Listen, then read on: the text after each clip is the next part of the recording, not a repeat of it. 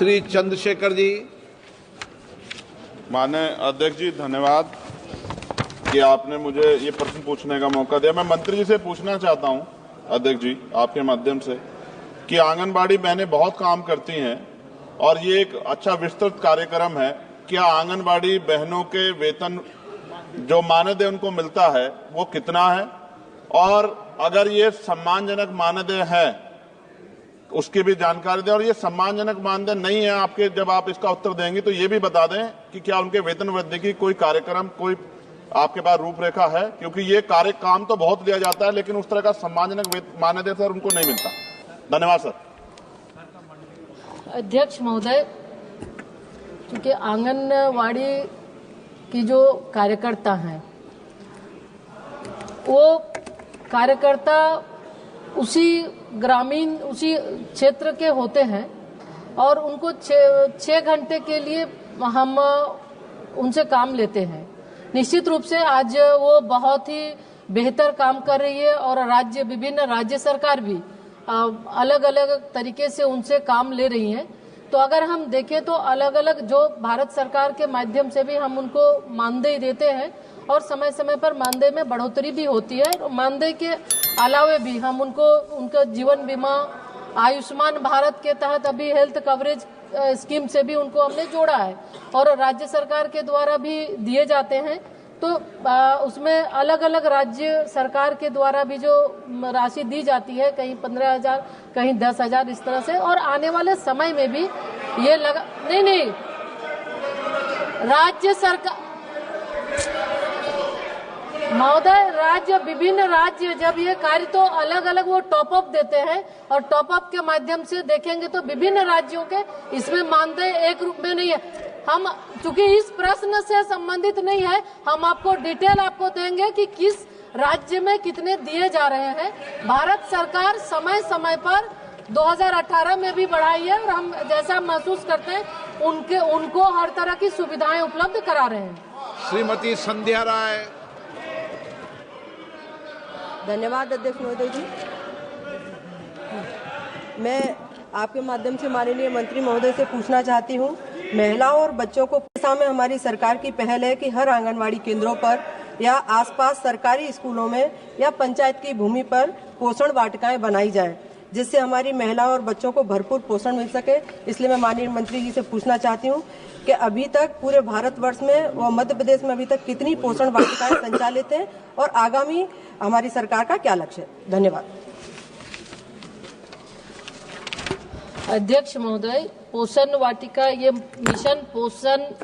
Mission anganwadi पोषण 2.0 के तहत हम आंगनवाड़ी केंद्रों को सक्षम बना रहे हैं। अभी तक पूरे देश के अंदर 2 लाख आंगनवाड़ी केंद्रों को स्वीकृति दी जा चुकी है सक्षम आंगनवाड़ी निर्माण के लिए। तो उसके लिए सक्षम आंगनवाड़ी में पोषण वाटिकाएं भी होती है और पोषण वाटिका के साथ साथ बेहतर उसमें आधारभूत संरचना, टॉयलेट की व्यवस्था हो, पानी पीने की व्यवस्था हो, आरओ सिस्टम की भी व्यवस्था कर रहे हैं। और बच्चों के जो ईसीसी की जो हम बच्चों को अनौपचारिक शिक्षा दे रहे हैं उसके लिए भी हम एक एलईडी स्क्रीन देते हैं ताकि उसके माध्यम से बच्चों को अनौपचारिक तौर पे वो शिक्षा ग्रहण कर सके। तो इसके तहत राज्य सरकार से जो हमारे पास अभी प्रस्ताव आए 2 लाख का हमने स्वीकृति दिया है और उसके तहत बहुत लगभग 15,000 से ज्यादा सक्षम बन चुके हैं, जहां पोषण वाटिकाएं भी हैं और अन्य जगहों पे भी। अगर आंगनवाड़ी केंद्र के अंदर अगर जगह नहीं है तो हम ये राज्य सरकार से कहते हैं कि वो दूसरे जगह भी कोई भी सार्वजनिक या सरकारी भूमि है वहां पर भी वो पोषण वाटिका बनाए ताकि उस पोषण वाटिका के माध्यम से बच्चों को पौष्टिक भोजन और हरी साग सब्जियां भी वो खिला सके। सुश्री मिताली बाग। महिलाओं का विषय है। আমার প্রশ্ন যে মহাশয়, আমার লোকসভা কেন্দ্র আরামবাগ, যেহেতু আমি একজন আইসিডিএস কর্মী থেকে আমার এই সংসদ ভবনে আসা, মন্ত্রী মহাশয় বললেন যে 40,000 অঙ্গনওয়াড়ি সেন্টারকে আপগ্রেডেশন করা হয়েছে এবং সব মডার্ন করা হয়েছে। তো যেখানে পুষ্টির বরাদ্দ এত কম, একটা মায়ের জন্য পুষ্টির বরাদ্দ 1 টাকা 63 পয়সা এবং একটা শিশুর জন্য 1 টাকা 4 পয়সা, সেখানে কিভাবে গুণগত, আজকের বাজার দর যেভাবে আগুন হয়ে গেছে সেভাবে কিভাবে আমরা পরিপূরক পুষ্টি প্রদান করতে পারি? তাছাড়া ম্যাডাম স্যার আরেকটা রিকোয়েস্ট আছে, আমরা বলতে পারি যে আজকে যা জন্ম থেকে মৃত্যু পর্যন্ত সমস্ত তথ্য পোষণে আপডেট করতে হচ্ছে। পোষণ যে অভিযান চালিয়েছে সেটা আমার মনে হয় পোষণ অভিযান না চালিয়ে যদি পুষ্টির অভিযান চালাতো তাহলে আগামী দিনে ভবিষ্যৎটা আরো উজ্জ্বল হতো। এই পোষণ অভিযান এত ক্রিটিক্যাল, কারণ নেট পাওয়া যায় না এবং প্রতিটা মুহূর্তে আমরা আপডেট দিতে, আমরা যারা হেল্পার এবং ওয়ার্কাররা আছে তারা।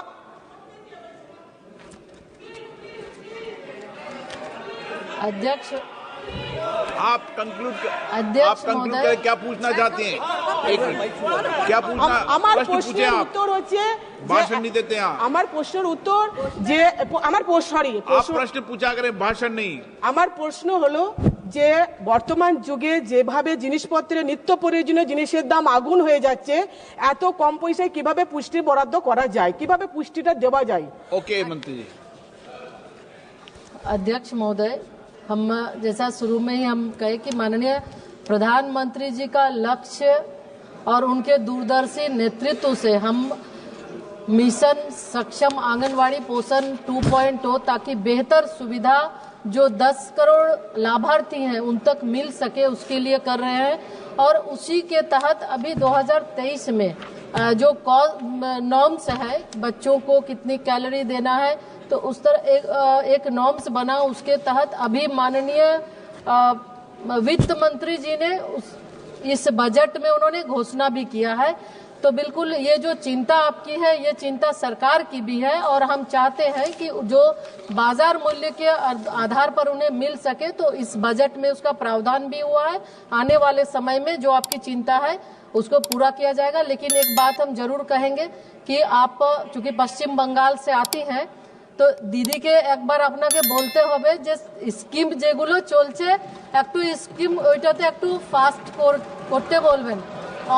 অনেক স্কিমের নাম চেঞ্জ করে, সে চেঞ্জ करके वो करते हैं। Question number 66, doctor Prashant Yadav Rao Pandole. Question number 66। Honourable मंत्री जी, कल पर रखा गया। धन्यवाद अध्यक्ष महोदय, आपके माध्यम से मैं मंत्री जी ये बताने की कृपा करें, क्या सरकार ने पोषण अभियान या राष्ट्रीय पोषण मिशन के तहत देश को 2022 तक कुपोषित मुक्त बनाने का कोई लक्ष्य निर्धारित किया था? यदि हाँ तो उक्त अभियान के माध्यम से सरकार द्वारा हासिल की गई उपलब्धि का ब्यौरा दे और तथा उक्त अभियान को पूरा करने के लिए आई कठिनाई का ब्यौरा दे। महाराष्ट्र में भंडारा गोंदिया संसदीय निर्वाचन क्षेत्र में कुपोषण जैसी गंभीर समस्याओं पे नियंत्रण करने के लिए विद्यमान तंत्र का ब्यौरा क्या है? सरकार द्वारा उक्त अभियान के तहत भंडारा गोंदिया जिले में अब तक प्रदान की गई धनराशि का ब्यौरा दे।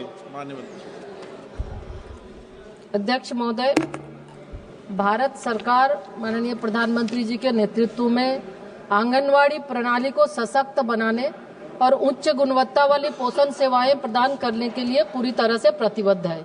इसी के तहत हम सुपोषित भारत, विकसित भारत के संकल्प को सिद्धि तक पहुंचाने के लिए आवश्यक कदम भी उठा रहे हैं। और खास तौर पे अगर हम देखें, कुपोषण की बात आपने की, 2018 में पोषण अभियान का आरंभ किया गया और ये मिशन सक्षम आंगनवाड़ी पोषण 2.0 के अंतर्गत आता है, जिसके तहत लगभग 14 लाख आंगनवाड़ी केंद्र, जिसके तहत हम जो कुपोषण है ये एक दिन का नहीं, ये कई ऐसे इसके लिए हमें हस्तक्षेप करने पड़ते हैं तभी ये ठीक हो सकता है।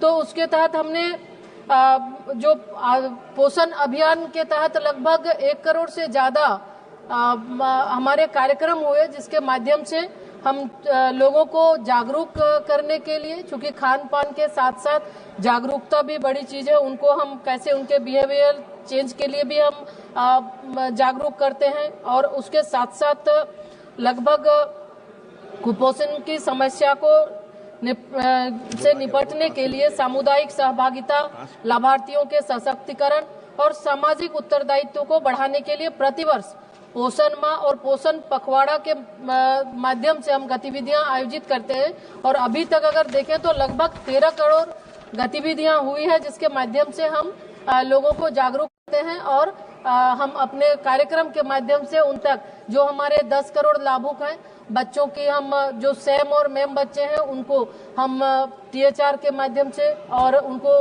हॉट कुक मिल के माध्यम से उनको हम खाना देते हैं। माननीय सदस्य